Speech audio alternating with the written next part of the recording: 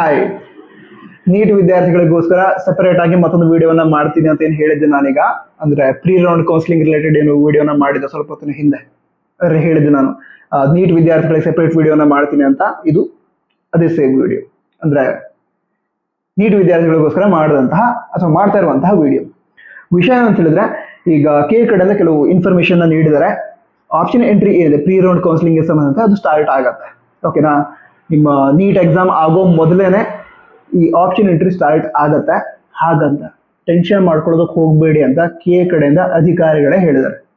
ಸರಿನಾ? ನೀವು ಟೆನ್ಷನ್ ಮಾಡ್ಕೊಳ್ಳೋದಕ್ಕೆ ಹೋಗ್ಬೇಡಿ. ನೀವು ನೀಟ್ ಎಕ್ಸಾಮ್ ಬಗ್ಗೆನೇ ಫೋಕಸ್ ಮಾಡಿ. KCET ಆಪ್ಷನ್ ಎಂಟ್ರಿ ಆಗಿರ್ಬೋದು, KCET ರಿಲೇಟೆಡ್ ಕೌನ್ಸಿಲಿಂಗ್ ಆಗಿರ್ಬೋದು, ಅದ್ರ ಬಗ್ಗೆ ಏನೂ ಟೆನ್ಷನ್ ತೆಗೆದುಕೊಳ್ಳೋದು ಬೇಡ. ನೀಟ್ ಎಕ್ಸಾಮ್ಗೆ ಚೆನ್ನಾಗಿ ಪ್ರಿಪೇರ್ ಆಗಿ ನೀಟ್ ಎಕ್ಸಾಮ್ ಅನ್ನ ತುಂಬಾ ಚೆನ್ನಾಗಿ ಮಾಡಿ ಅಂತ ಹೇಳಿದ್ದಾರೆ.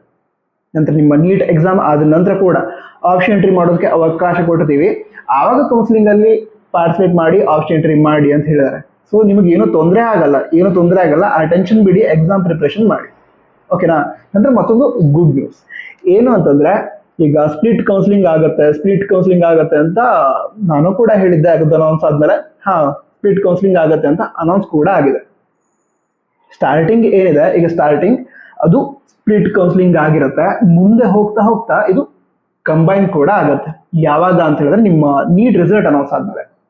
ನಿಮ್ಮ ನೀಟ್ ರಿಸಲ್ಟ್ ಅನೌನ್ಸ್ ಆಗೋಕ್ಕಿಂತ ಮೊದಲು ಕೌನ್ಸಿಲಿಂಗ್ ಸ್ಪ್ಲಿಟ್ ಆಗಿರುತ್ತೆ. ಅಂದ್ರೆ KCET ಕೌನ್ಸಿಲಿಂಗ್ ನಡೀತಾ ಇರುತ್ತೆ.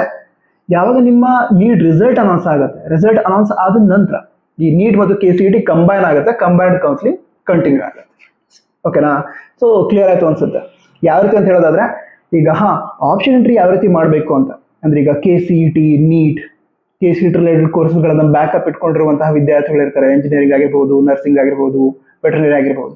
ಅವ್ರು ಯಾವ ರೀತಿ ಆಪ್ಷನ್ ಎಂಟ್ರಿ ಮಾಡಬೇಕು, ಯಾವ ರೀತಿ ಕೌನ್ಸಿಲಿಂಗ್ ಅಲ್ಲಿ ಪಾರ್ಟಿಸಿಪೇಟ್ ಮಾಡಬೇಕು ಅಂತ ವಿಡಿಯೋನ ಮಾಡಿದೀನಿ.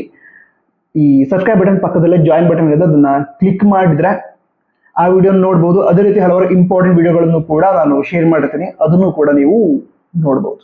ಈಗ ನೀಟ್ ರಿಸಲ್ಟ್ ಅನೌನ್ಸ್ ಆಗೋಕ್ಕಿಂತ ಮೊದಲು engineering, nursing, pharmacy, veterinary, agriculture ಈ ಎಲ್ಲ ಕೋರ್ಸ್ಗಳಿಗೆ ಸಂಬಂಧ ಆಪ್ಷನ್ ಎಂಟ್ರಿ ಮಾಡ್ಕೊಂಡು ನೀವು ಕೌನ್ಸಿಲಿಂಗ್ ಅಲ್ಲಿ ಪಾರ್ಟಿಸಿಪೇಟ್ ಮಾಡ್ತೀರಾ.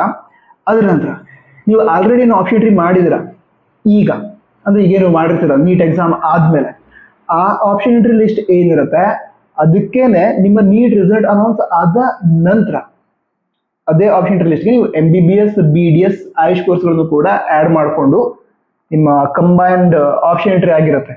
ಅಂದ್ರೆ MBBS, BDS, ಆಯುಷ್, ನರ್ಸಿಂಗ್, ನಂತರ ಎಂಜಿನಿಯರಿಂಗ್, ಅಗ್ರಿಕಲ್ಚರ್, ವೆಟರ್ನರಿ ಎಲ್ಲ ಕೋರ್ಸ್ಗಳಿಗೆ ಒಂದೇ ಆಪ್ಷನ್ ಎಂಟ್ರಿ ಆಗಿರುತ್ತೆ. ಆವಾಗ ನೀಟ್ ರಿಸಲ್ಟ್ ಬಂದ ನಂತರ ಕಂಬೈನ್ಡ್ ಆಪ್ಷನ್ ಎಂಟ್ರಿ ಆಗಿರುತ್ತೆ. ಅದರ ಆಧಾರದ ಮೇಲೆ ನೀವು ನೆಕ್ಸ್ಟ್ ಸೀಟ್ ಅಲಾಟ್ಮೆಂಟ್ ಆಗ್ತಾ ಹೋಗುತ್ತೆ. ಅದರಲ್ಲಿ ನೀವು ಪಾರ್ಟಿಸಿಪೇಟ್ ಮಾಡಬಹುದು. ಈ ರೀತಿ ಅವಕಾಶ ಇರುತ್ತೆ. ಸರಿನಾ?